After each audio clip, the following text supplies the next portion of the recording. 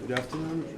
Thank you for this opportunity to discuss economic, social challenges and opportunities for Syunik marks, and not only for, also for Armenia. And I'd like to start with kind of populistic question: what can go wrong with mining? A little bit theory, which is very simplistic, and I think it's worth spending some time to discuss. So in the x-axis we have the industry size, and in the y-axis we have costs and benefits. And at some point, what we observe is that our marginal benefits are going to go down, while costs in terms of, again, marginal are increasing. And the whole point is that as long as we are able to identify true marginal costs and pay for that, mining is not only beneficial for incumbents, for those who directly work in the mining companies, but also for the local community or so-called outsiders. But then if there are so-called treated marginal costs or social or actual costs which are paid for the negative externality, for the damage coming from mining, then there will be some redistribution. And the blue area is about redistribution if mining is very far from its optimal size. And I believe that Armenia did not really exhaust its resources. So currently what we have, I believe that it is quite far from the optimal size that we will have perhaps in the near future. Future. And finally, so again, if we have kind of size which is quite far from its saturation point, then we get some redistribution of resources. In fact, mining does not pay all the costs which are incurred by the sector. And then if we move towards the optimal size, if mining increases, then if we continue to specify the costs, then not only the issue is about redistribution, but also a part of costs are dead weight. So these are costs which cannot be recovered at all. This is the shaded area. And the social welfare should be actually subtracted from that. That amount, the daily loss should be in fact subtracted from social welfare, and no way to recover these costs. So these two components, the redistribution and daily losses, create social burden, or they are in fact social burden, and the latter creates inequality, poverty, environmental damage, health damage, and these are in fact overall social costs coming from the sector. Just to summarize this observation, so again, if mining-driven costs are not identified and not paid, then there will be redistribution of resources from local community to the mining company, potentially causing excessive inequality and poverty. And along the expansion, we will have a continual increase in social burden. And finally, if we are at the optimal size and we are not able to impose the company to pay relevant costs, then we are going to damage our social welfare. Then the question is, what can we do? Do we have the graph for Armenia in general? Of course, we do not, and I don't think that many countries have the exact picture what's going on in the country. But we may observe some of the consequences of this social judgment, and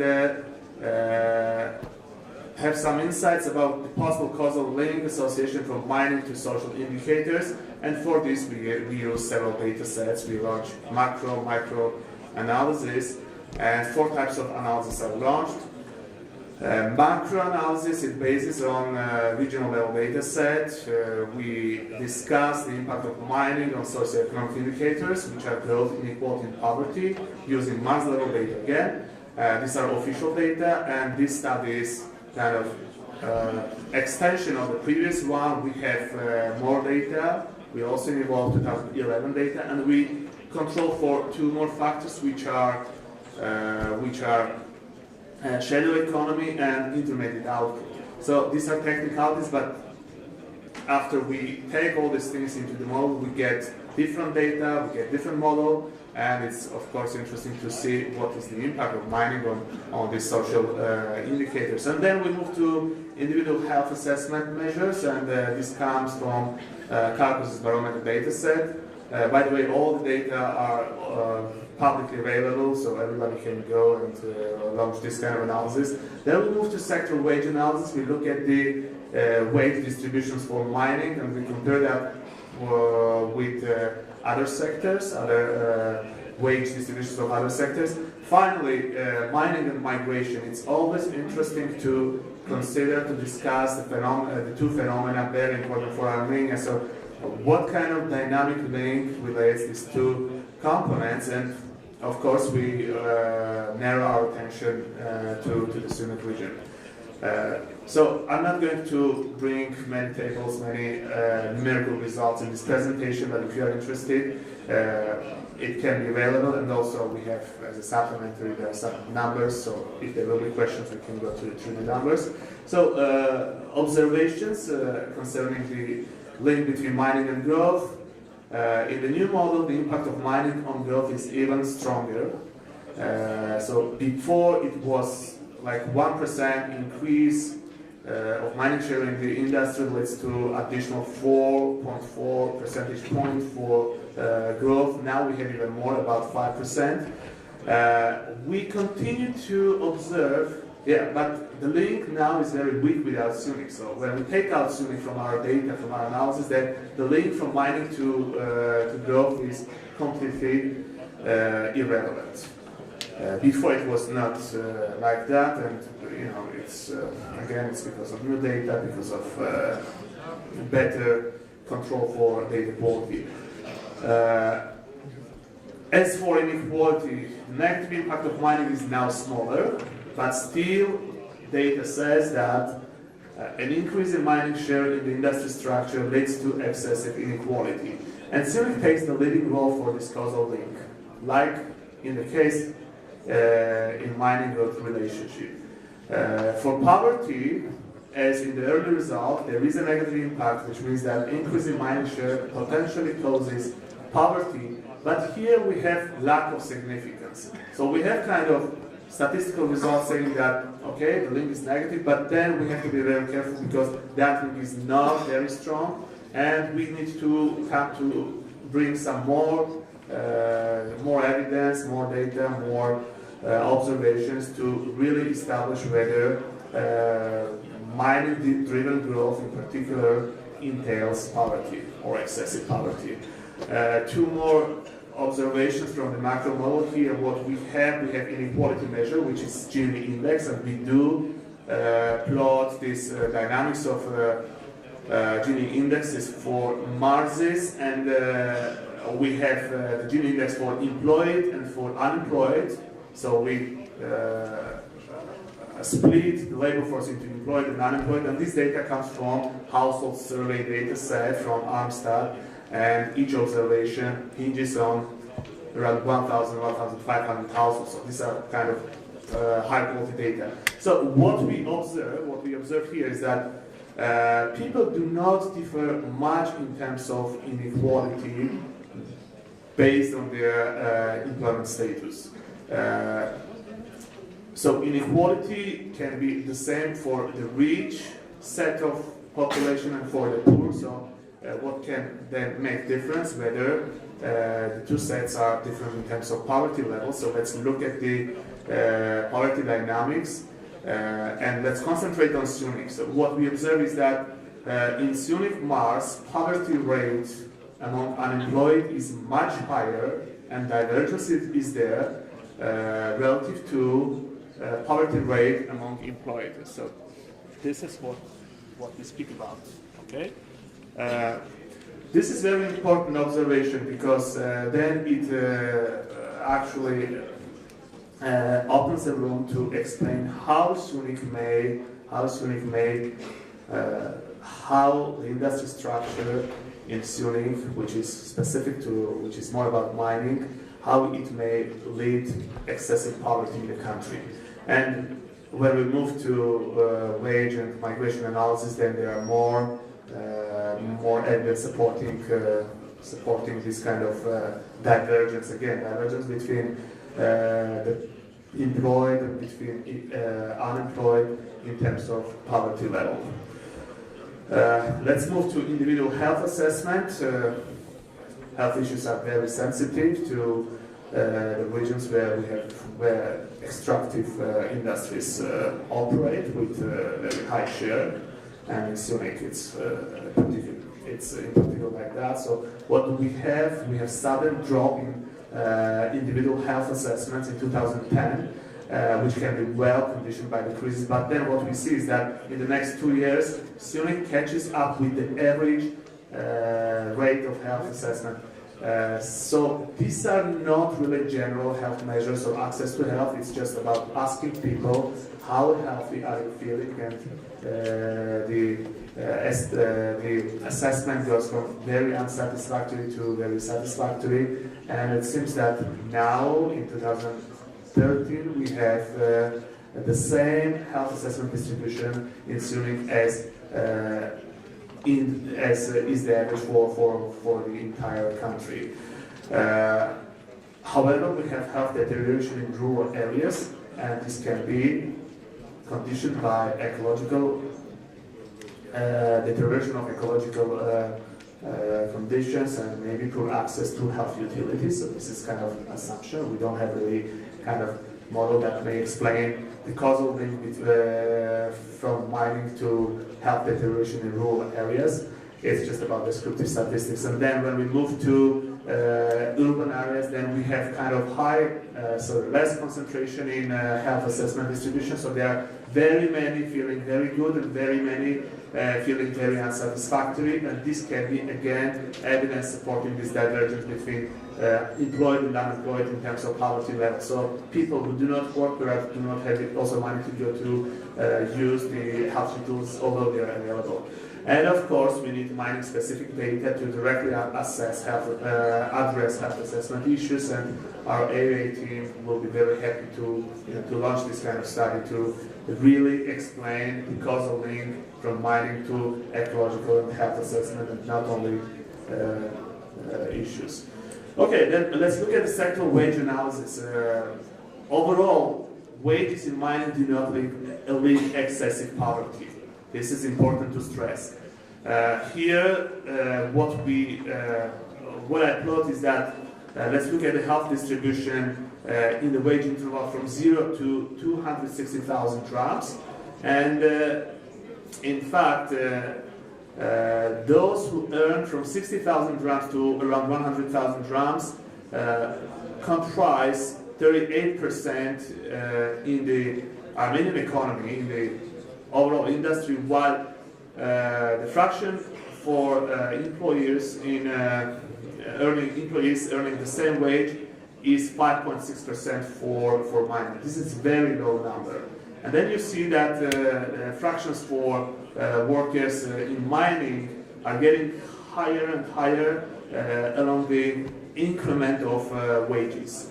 Okay, so we have kind of positive picture for mining, but it is only about the wage interval from 0 to 260,000 drams, and small inequality is more about little poverty for mining, but not about general inequality, because we don't have the data, and data more than 260,000 drams earned by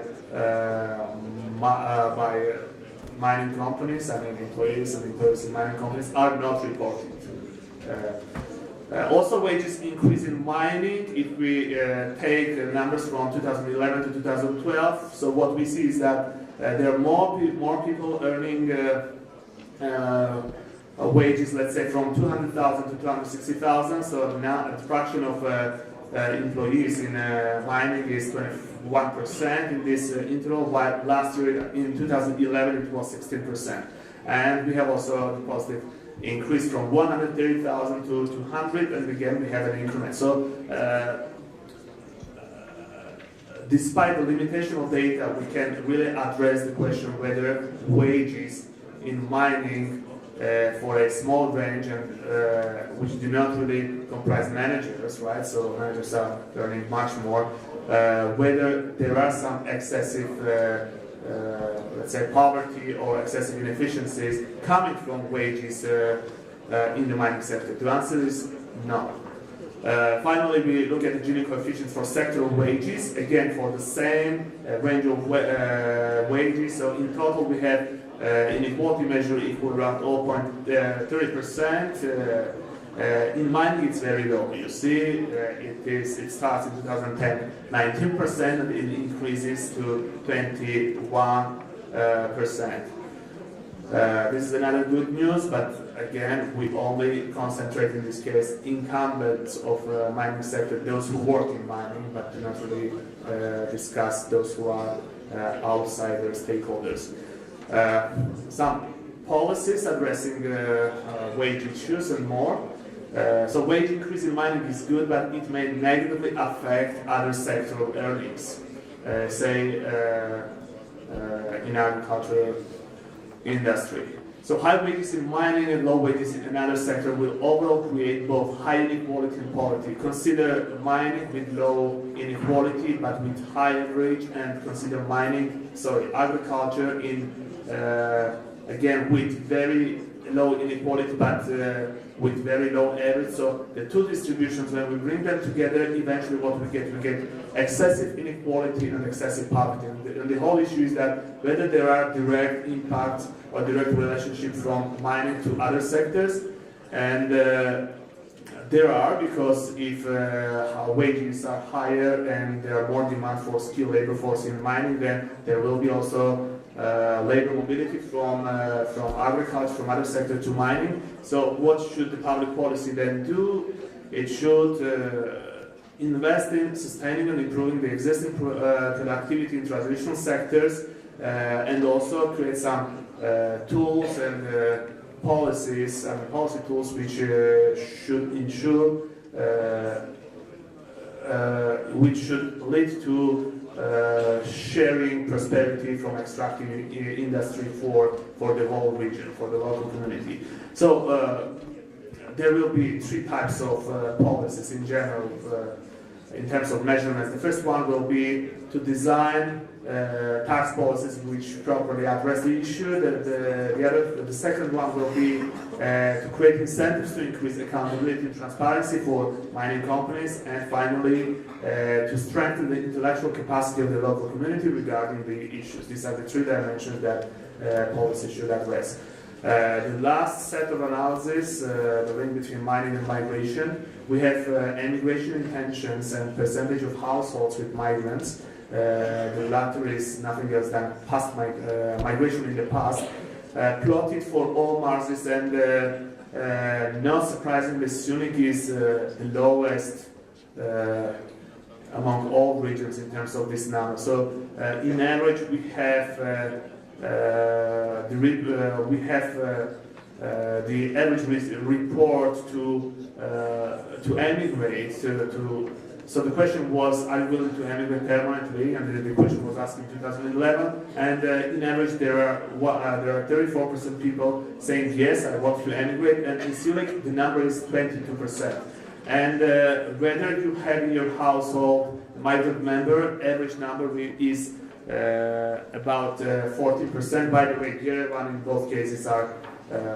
both cases hits the average. So Yerevan is very representative for the whole country for these values, and Syunik is extremely low for this case too. So there are very few people, very few households having immigrants in Syunik Mars, and we don't have here numbers for remittances, but the corresponding number for remittances comes too, in the sense that, in fact, if you don't have migrant member, then there is very low probability to get also remittances. So Syunik is also very weak in terms of getting remittances, and in this sense, those who do not work, they are very vulnerable because they do not get financial resources, financial help from their relatives outside, because there are few households having migrants abroad. So I have a model explaining current intentions to emigrate, and it starts from controlling for migration in the past, and then how these conditions, remittances, and both factors condition eventually current intentions to emigrate. And what I did, I just brought Syunik Mars to this model and wanted to identify the systematic differences in this model that Syunik patterns. And I believe that these systematic differences come from the economic performance, and behind economic performance what we have is the mining sector. So after bringing Syunik Mars in the model, what we get is that migration in the past increases by 25% the intentions to emigrate. Those who work also leads to excessive, they want in addition to emigrate, and this is kind of very strange result, showing that maybe working class does not really see many opportunities in Armenia, so maybe they want to emigrate even with more intensity. Then remittances helps to emigrate. Well-being of neighborhood does not create incentives to emigrate. And finally, if you are in Syunik Mars, if your household is in Syunik Mars and you review, you respond with questions, then it turns out that emigration intentions are less, in average 12%. Okay, so people in Syunik Mars do not want to emigrate. Their intentions are less by more than 10%, which is very significant number, because the average intentions are around 34%, so less than 10%. In fact, the descriptive statistics that we have here is very close to what the model predicts, which means that the model, in some sense, makes a good work. And again, addressing policies. So what do we have? We have migration, and we have, on the other side, we have the mining industry, and people are getting kind of vulnerable if working in mining because they don't have the alternative. They don't have many relatives outside. So if something goes wrong in mining, then people will be kind of in trouble because they don't have relatives. They don't have strong social networks to emigrate. So I consider this set of policies from this perspective. So people self-select and decide to work in mining instead of risky migration. Migration is risky, and these are about short-term risk, while mining is about more longer-term risk. So mining entails potential risk in the long run, when among the other factors, extraction rates will slow down.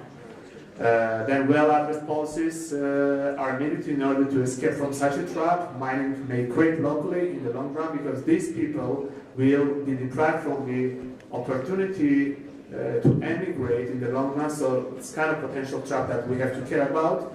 And what should the public policies address is that there should be certain measurements to ensure smooth move from the current industry structure to another in order to sustain long-term growth. And this is possible again if the current perspective from mining will be fairly shared among all stakeholders in the region and perhaps in Armenia. This is all, and I believe, and I'm indeed convinced, that understanding mining is very complex. It has extremely many dimensions.